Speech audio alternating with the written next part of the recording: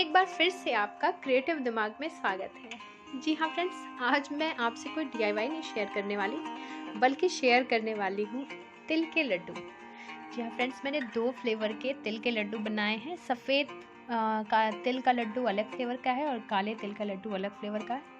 तो चलिए इसे स्टार्ट करते हैं। देखें कैसे एक प्रिपरेशन में 2 तरीके के लड्डू हम बना सकते हैं।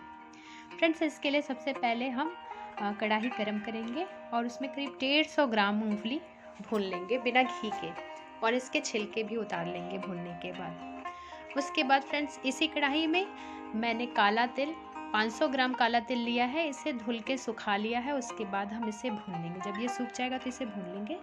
इसे हम तब तक भूनेंगे फ्रेंड्स जब तक इसमें से आवाज़ नहीं आने लगती चट चट की।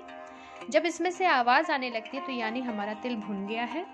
बहुत ज़्यादा देर नहीं भुनेंगे क्योंकि फिर तिल जल जाएगा, और इसे हम निकाल लेंगे भुनने के बाद। सेम इसी प्रोसेस से फ्रेंड्स, मैंने करीब 250 ग्राम वाइट तिल, जो सफ़ेद तिल है, उसे भी भून लिया है। और जब इससे भी आवाज़ आने लगेगी चट चट की तो थोड़ी देर 1 मिनट उसके बाद भून करके हम उसे कढ़ाई से नीचे रख लेंगे किसी बर्तन में निकाल करके। उसके बाद फ्रेंड्स, हम इसी कढ़ाई में गुड़ मेल्ट करेंगे। इसके लिए मैंने आधा किलो गुड़ लिया है। आधा किलो गुड़ के करीब ले करके मैंने इसे मेल्ट कर लिया है। और फ्रेंड्स, किसी भी गुड़ से बनने वाले लड्डू में सबसे इम्पॉर्टेंट होता है गुड़ का पाक, जिसे हम चेक करेंगे एक कटोरी में पानी ले करके। एक कटोरी में पानी लेंगे फ्रेंड्स, और इस गुड़ का जो हमने मेल्ट किया उसकी कुछ बूंदें इस कटोरी में डालेंगे। और जब पानी में ये गुड़ तुरंत बंद करके गोल हो जाता है तो यानी हमारा गुड़ का पाक रेडी है।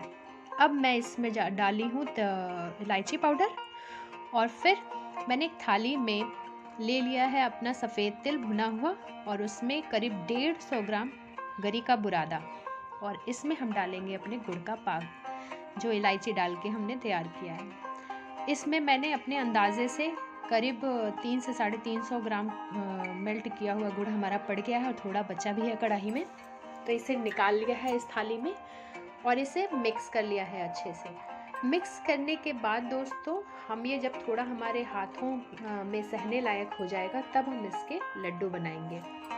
बहुत गर्म में इसे नहीं टच करिएगा, नहीं तो हाथ जल जाएंगे। जब थोड़ा ये नॉर्मल हो जाए तब हम इसके लड्डू बनाएंगे। ये पूरा ठंडा भी नहीं होना चाहिए क्योंकि गुड़ का पाक है, ये जम जाएगा। इसलिए हम ये जब थोड़ा गर्म रहेगा तभी इसके लड्डू बनाएंगे। और इस तरीके से हमारे सफ़ेद तिल के लड्डू फटाफट तैयार हो जाएंगे, बिना किसी घी के, बिना किसी तेल के। बहुत ही स्वादिष्ट, टेस्टी और हेल्दी। फ्रेंड्स, आप इसे बनाइए और देखिए कितने स्वादिष्ट बनते हैं। सब आपकी तारीफ़ करेंगे, सब खुश हो जाएंगे, और आपके परिवार की हेल्थ भी अच्छी होगी। जाड़ों में तो ये लड्डू वरदान होते हैं, और ज़रूर बनाना चाहिए, खाना चाहिए, और बच्चों को भी खिलाना चाहिए। अब हम अपने सफ़ेद तिल के लड्डू के बाद बनाएंगे काले तिल के लड्डू।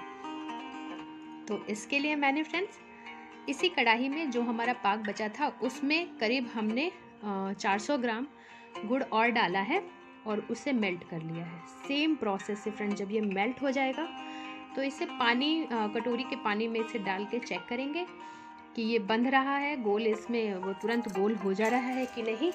और उसके बाद अगर ये बंध जाता है तुरंत, तो इसका मतलब ये हमारा पाक बनने के लिए तैयार हो गया है। और इसमें फिर मैंने सेकेंड फ्लेवर के रूप में डाला है काली मिर्च, दरदरी कुटी हुई काली मिर्च करीब 1 चम्मच, और अदरक, एक बड़ा अदरक का टुकड़ा क्रश किया हुआ या कद्दूकस किया हुआ आप इसमें डाल लें। फिर वो मूंगफली के दाने जो हमने फ्राई किए थे फ्रेंड्स, उसे क्रश करके इस गुड़ में डाल के मिक्स कर लेंगे। जब ये दोनों चीज़ें हम मिक्स कर लेंगे फ्रेंड्स, तो इसके बाद हम इसमें डालेंगे अपना काला तिल जो हमने 500 ग्राम के करीब भून के रखा था, वो इस गुड़ में हम मिक्स कर लेंगे अच्छे से। मिक्स करने के बाद दोस्तों, जब ये फिर इसका टेम्परेचर रूम टेम्परेचर के बराबर हो जाएगा तब हम इसके लड्डू बनाएंगे, और इसके फटाफट लड्डू बन जाएंगे, और हमारा काला तिल का भी लड्डू तैयार फ्रेंड्स। इस तरीके से हम एक तैयारी में 2 तरीके के लड्डू, 2 स्वाद के लड्डू बनाएंगे, और अपने बच्चों को भी बच्चे भी इसे एंजॉय करेंगे आपके, और आप भी इसे बहुत एंजॉय करेंगे। आप इसे ज़रूर ट्राई कीजिएगा फ्रेंड्स, आपको बहुत अच्छे लगेंगे। अगर आपको ये लड्डू अच्छे लगे तो प्लीज़ इसे अपने फ्रेंड्स से ज़रूर शेयर कीजिएगा। सब्सक्राइब का बटन दबाना मत भूलिएगा फ्रेंड्स।